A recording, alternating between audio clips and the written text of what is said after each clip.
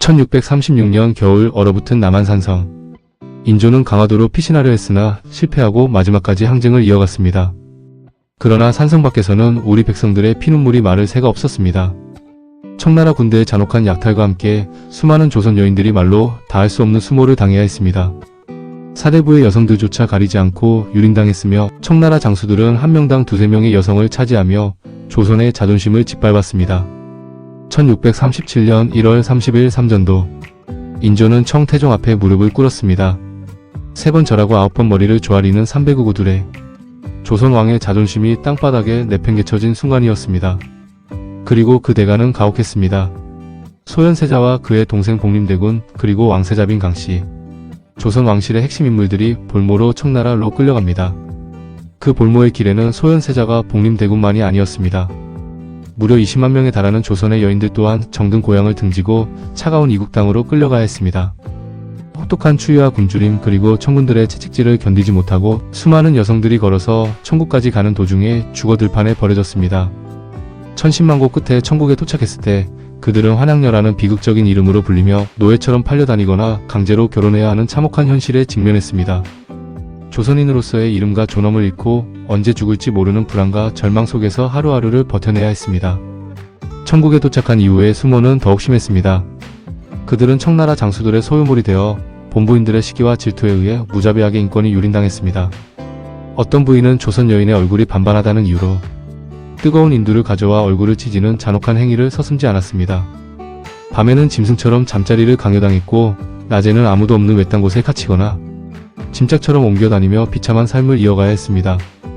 이런 비참하고 참혹한 모습을 바라보는 소현세자와 강빈의 가슴은 찢어지는 듯한 아픔을 느꼈습니다. 자신들이 왕세자 부부이면서도 그들을 돕고 대변하고 보호해주지 못하는 무력감에 더욱 힘들어했습니다. 저 불쌍한 백성들을 위해 무슨 수를 써서라도 돌봐야 한다. 그들의 마음속에는 단 하나의 간절한 소망이 타올랐습니다. 8년간의 볼모 생활. 대부분의 사람들은 이것을 치욕의 시간으로만 기억합니다. 하지만 한 여성에게 이 시간은 달랐습니다. 펍도를 깨고 말에 올라타고 조선 여성으로서는 상상도 할 수 없는 무역을 시작하고 수백 명의 포로를 구출한 여성. 바로 강빈 소현세자의 아내입니다. 당시 심양은 조선인들에게 지옥과 같은 곳이었습니다. 수만 명의 조선인 포로들이 노예처럼 팔려가고 왕세자 부부조차 언제 목숨을 잃을지 모르는 불안한 나날을 보내야 했습니다. 하지만 강빈은 이곳에서 절망하지 않았습니다. 아니 오히려 기회를 보았습니다. 조선 왕실 여성이 말을 탄다. 당시로서는 상상도 할 수 없는 일이었습니다.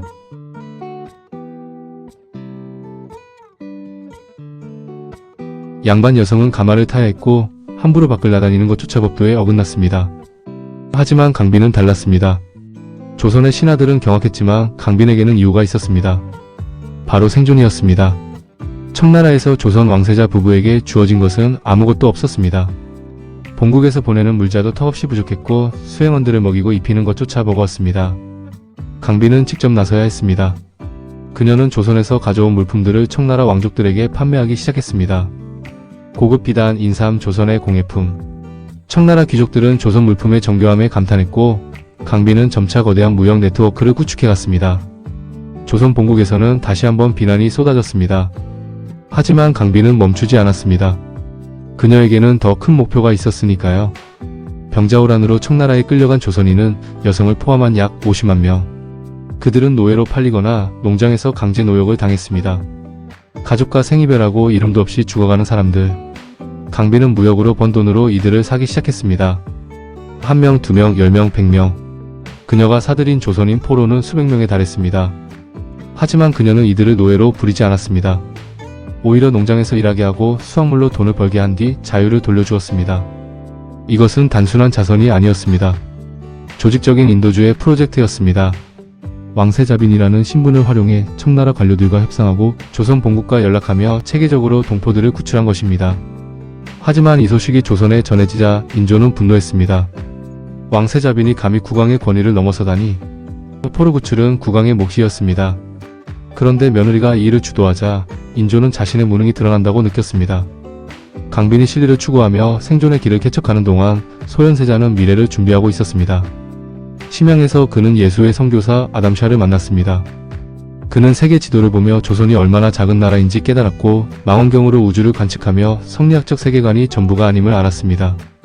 천주교 교리 서양과학 화포 제조기술 소현세자는 이 모든 것이 조선을 바꿀 수 있다고 믿었습니다. 그리고 그의 곁에는 항상 강빈이 있었습니다. 남편이 학문에 집중할 수 있도록 경제적 기반을 마련하고 서양 서적과 기구들을 구입할 자금을 대고 청나라 관료들과의 관계를 원활하게 유지했습니다. 강빈은 단순한 아내가 아니었습니다. 소현세자의 개혁 비전을 실현하는 동반자였습니다. 1645년 드디어 8년간의 볼모 생활이 끝났습니다.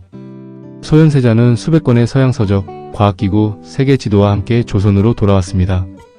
그는 이제 조선을 바꿀 준비가 되어 있었습니다. 하지만 귀국한 소현세자를 기다린 것은 환영이 아니라 냉대였습니다. 아버지 인조는 아들을 반갑게 맞이하지 않았습니다.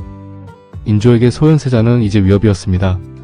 청나라에서 돌아온 아들은 서양 문물에 물들었고 개혁을 주장하며 아버지의 정책을 비판할 가능성이 높았습니다. 무엇보다 며느리 강빈이 포로 구출로 백성들의 지지를 받는 것이 못마땅했습니다. 그리고 귀국 2달 만인 1645년 4월 26일 소현세자가 갑자기 사망합니다. 시신이 검은 빛을 띠고 있고 7구멍에서 선혈이 흘러나왔다. 전형적인 독살의 징후였습니다. 하지만 인조는 사인 규명을 거부했습니다. 담당 어의도 처벌하지 않았고 장례 절차는 파격적으로 축소되었습니다. 강빈은 알았습니다. 이것이 시작에 불과하다는 것을. 남편이 죽자 강빈에 대한 탄압이 시작되었습니다. 인조는 강빈이 자신을 독살하려 했다는 누명을 씌웠습니다. 증거도 없었습니다. 그저 며느리를 제거하고 싶었을 뿐입니다. 신하들조차 반대했습니다. 세자빈에게 무슨 죄가 있습니까? 하지만 인조는 굽히지 않았습니다. 1646년 3월 3일 강빈은 사약을 받았습니다. 그녀의 세 아들은 제주도로 유배되었고 서양 서적과 과학기구들은 모두 국고로 환수되어 창고에 방치되었습니다. 소현세자와 강빈이 꿈꾼 조선의 미래는 그렇게 사라졌습니다.